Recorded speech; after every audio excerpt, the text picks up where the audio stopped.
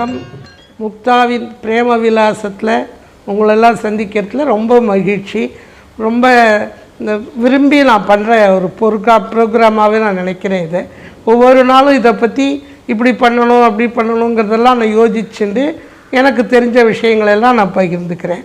பெருமாள், அது சினிமா, அது எந்த சப்ஜெக்டாக இருந்தாலும் எனக்கு தெரிஞ்சதாக இருந்தால் அதை உங்களோட பகிர்ந்துக்கிறதுக்காக இது ஆசையாக இருக்கேன். நான் இன்றைக்கி நான் பேச போகிற சப்ஜெக்ட் திருப்பதி வெங்கடாஜலபதியை பற்றி. திருப்பதி வெங்கடாஜலபதினாலே எல்லாருக்கும் ரொம்ப பிடிச்ச ஒரு விஷயம், எல்லாருக்கும் தெரிஞ்ச விஷயம். அதை விட பெருமாளுடைய லட்டு எல்லாருக்குமே ரொம்ப இனிப்பான விஷயம். இப்போ ஆனால் பெருமாளை பற்றின நிறைய விஷயங்கள் ரொம்ப நல்லாயிருக்கும். இந்த உற்சவங்கள், அந்த கோலாகலங்கள், அந்த இது எல்லாமே அதை திருப்பதியில் இப்போ தரிசனத்துக்காக காத்து ஒரு மணிக்கணக்காக எல்லோரும் வெயிட் பண்ணி தரிசனத்துக்காக பார்க்க வேண்டியிருக்கு. ஏன்னா அவ்வளோ கும்பல், அவ்வளோ இது. உலகத்திலேயே 2 போப் ஆண்டவருக்கு ரொம்ப வருமானமும் ஜாஸ்தி, கும்பலும் ஜாஸ்தி. அதுக்கு அடுத்தது திருப்பதி வெங்கடாஜலபதிக்கு தான் கூட்டமும் ஜாஸ்தி, வருமானமும் ஜாஸ்தி.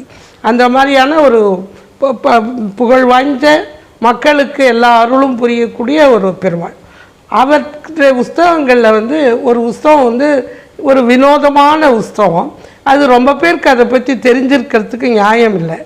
ஏன்னா இப்போ அந்த உண்டியல் ரொம்ப வழியிறது.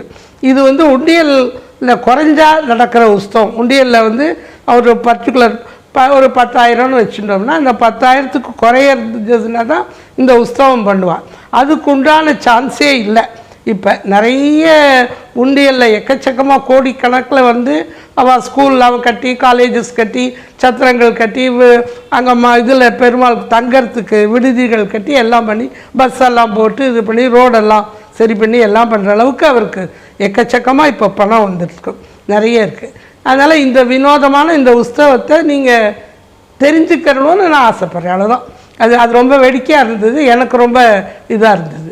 என்னென்னா, ஒரு முக்தான்னு இருக்க பொண்ணு, அவளுடைய பாட்டிக்கு பேர் சிம்லா பாட்டின்னு பேர்.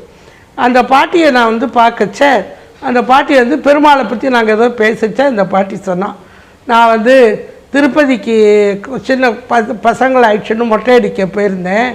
அப்போ பெருமாளை அரெஸ்ட் பண்ணி உண்டியலில் கொண்டு வச்சுருந்தா. எனக்கு ரொம்ப வருத்தமாக இருந்தது. நாம் போய் பெருமாளை தரிசனம் பண்ணுற காலத்தில் இப்படி நடந்துடுத்தேன்னு அப்படின்னு சொன்னேன். எனக்கு அதை பற்றி ரொம்ப ஆச்சரியமாக இருந்தது. பெருமாளை எதுக்கு அரெஸ்ட் பண்ணணும், எதுக்கு அவள் உண்டியல்கிட்ட கொண்டு வைக்கணும், என்ன இதில் முக்கியத்துவம் இருக்குது, எதனால் அது மாதிரி பண்ணுறான்னு. அதுக்காக எனக்கு இங்கே எதிர்த்தாப்பில் ஒரு வீட்டில் ஒருத்தர் இருக்கார். அவர் அங்கே திருப்பதியில் வேலை பார்த்தேன். அவர் ப்ரெஸ் ரிப்போர்ட்டர். அவர்கிட்ட அப்புறம் போய் கேட்டேன், இந்த மாதிரி ஒரு உற்சவம் சொல்கிறாளே, நிஜமா அது மாதிரி நடந்திருக்கா, அந்த மாதிரி பெருமாளை இப்போ காப்பு போட்டு அரெஸ்ட் பண்ணதுங்கிறது உண்மையா, அது ஏன் நடக்கிறது, எப்போ நடக்கிறது, என்னன்னு சொல்லணும்னு. அப்போ அவர் சொன்னார், பெருமாள் கல்யாணம் பண்ணிக்கிறதுக்காக பத்மாவதி தாயாரை கல்யாணம் பண்ணிக்கிறதுக்காக குபேரன்கிட்ட கடன் வாங்கிட்டார். அந்த கடனை அவர் நான் திருப்பி எனக்கு உண்டியலில் வர பணத்தில் அடைச்சிட்றேன் அப்படின்றார். ஆனால் அது வட்டிக்கு தான் சரியாக போயிட்டுருக்கு, இன்னும் அடைபடலை. அதனால் அதை என்ன பண்ணியிருக்கு, அந்த ஒரு பர்டிகுலர் அமௌண்ட் வரும், அதை வட்டிக்கு கொடுத்தா மாதிரி ஒரு பாவலாக ஒரு கணக்கு எழுதி வச்சுப்பார். பெருமாளுக்கு வட்டி கொடுத்தார், பெருமாள் வட்டி கொடுத்தார் குபேரனுக்குன்னு கணக்கு எழுதிப்பான். அது மாதிரி அந்த வட்டி பணம் அந்த 10,000 குறைஞ்சதுன்னா குபேரன் பெருமாளை அரெஸ்ட் பண்ணிட்டு போய் அந்த இடத்துல அந்த இதில் உண்டியல் பக்கத்தில் உட்காத்தி வைக்கிறதுங்கிறது மரபு. அதுக்காக என்ன பண்ணுவாள், அந்த பெருமாளை ஏழை பண்ணச்ச தங்கத்தால் 2 கையிலையும் காப்பு போட்டு இந்த காலை இப்படி மடிச்சுன்னு ஒரு கையிலே உட்கார்ற மாதிரி வச்சு மோளங்கள், அந்த கூட வர அந்த பரிவாரங்கள், பட்டங்கள் அதெல்லாம் எதுவுமே கிடையாது, தூக்கிண்டு வருவாள். 2 இவா கூட வருவாள். அதாவது இந்த குபேரனுடைய ஆட்களுங்கிற மாதிரி வருவாள். ஒன்றுமே இல்லாத நேரம் எடுத்துன்னு இந்த உண்டியல்கிட்ட வச்சுருவா பெருமாளை, அதாவது உற்சவரை. அதுக்கப்புறம் அந்த உண்டியல் நிரம்பிடுச்சுன்னா அது எடுத்துன்னு போவா அப்படின்னு. அப்போ தான் நான் நினச்சேன், பெருமாளாக இருந்தாலும் கடன் வாங்கி தான் அவள் கஷ்டப்படுவாள். இது எப்படின்னா, கம்பன் சொல்லியிருக்கார், கடன் கண்டார் நெஞ்சம்போல் கலங்கினான் இலங்கை வேந்தன் விட்டு. அது மாதிரி கடன் வாங்கினோம்னா வட்டிக்கு கட்டியே நமக்கு புரிது சரியாப்படும். இப்போ நாம் எல்லாருமே இஎம்ஐ தான் வாங்குகிறோம். யாராவது இஎம்ஐ இல்லாத கடன் இல்லாதவாளே கிடையாது. வீடு வாங்கினாலும் சரி, எது வாங்கினாலும் சரி, படிக்கிறதுக்காக லோனு, அல்லது கல்யாணமாக லோன், எல்ஐசியில் லோனு, அதில் லோனு, இதில் லோனு, இதெல்லாம் பார்க்கச்ச பெருமாளே இந்த மாதிரி வட்டி கட்டி கட்டுப்படி ஆகாத பல கோடிக்கு திண்டாடின்னு இருக்கச்ச நாமெல்லாம் ஏமாத்துறோம். இந்த புஸ்தகத்தை பார்த்துட்டு எனக்கு அது மாதிரியெல்லாம் தோணித்து. அது ஒரு வேடிக்கையான சமாச்சாரம். அவள் ஒரு எத்தனையோ நடக்கிறது, அது மாதிரி இதையும் வச்சுருக்கா. இது என்ன இதில் விசேஷம்னா 2 தடவை அந்த மாதிரி அந்த பெருமாளுக்கு ஆச்சுன்னு அவர் சொன்னார்.